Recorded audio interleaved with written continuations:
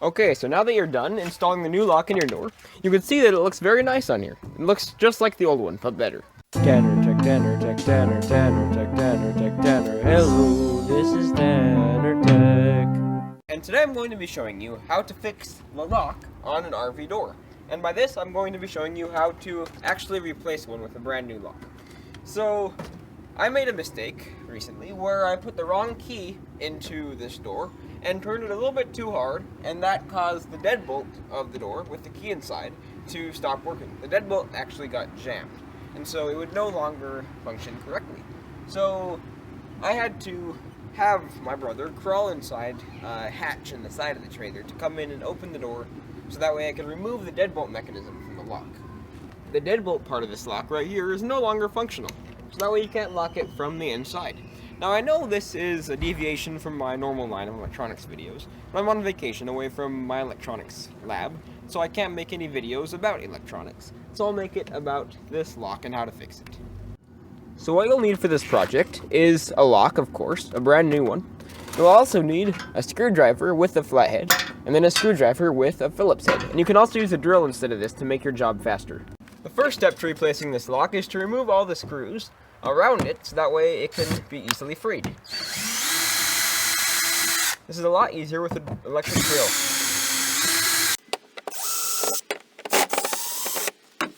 Now that this white plate is free, you can remove it and see the insides of the lock right here.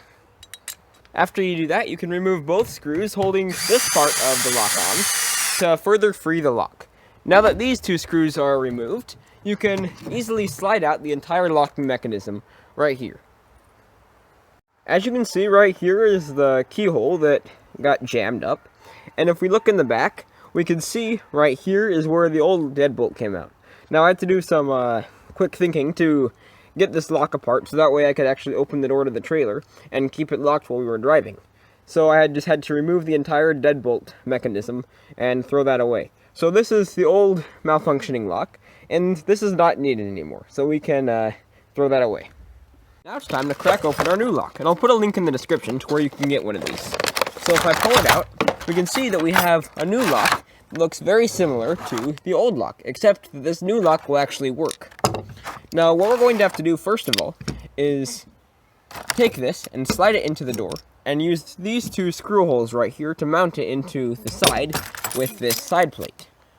So we will take these two screws and put them through this little metal plate into this locking mechanism that will be fitted onto the door of my camper. As you can see, I can start by taking this new locking mechanism and inserting it into this little hole in the side, so it is flush with the piece of plastic on the front. Now after this is flush, we can take our little new locking mechanism right here. We can slide this in place and bolt it down with two bolts right here and right here. Because of the hard to reach nature of this certain piece, I'm actually going to be using a Phillips head screwdriver to screw this thing into place. This is the first part of what will hold this locking mechanism to the door. You can then add the second screw to the top of this to further hold the top part into the door.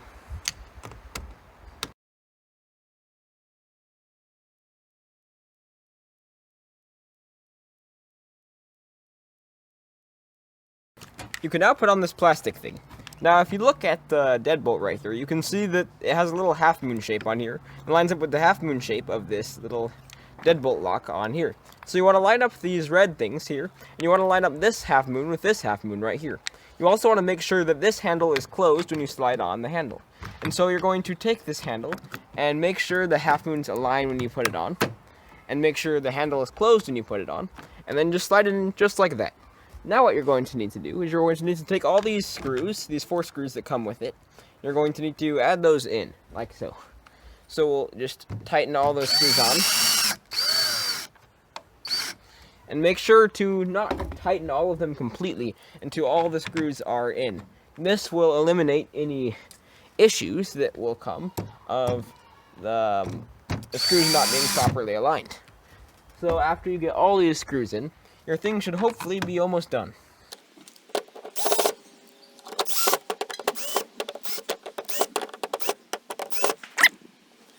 Okay, so now that you're done installing the new lock in your door, you can see that it looks very nice on here. It looks just like the old one, but better. So let's try it. So what I'm going to do is I'm going to close the door and see how it works.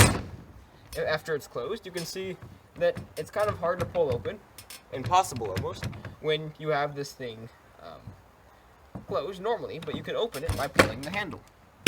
Now let's try to lock the deadbolt. So I'll put the key inside there and lock the deadbolt. As you can see, it's impossible to open now. If I unlock the deadbolt, it is again impossible to open.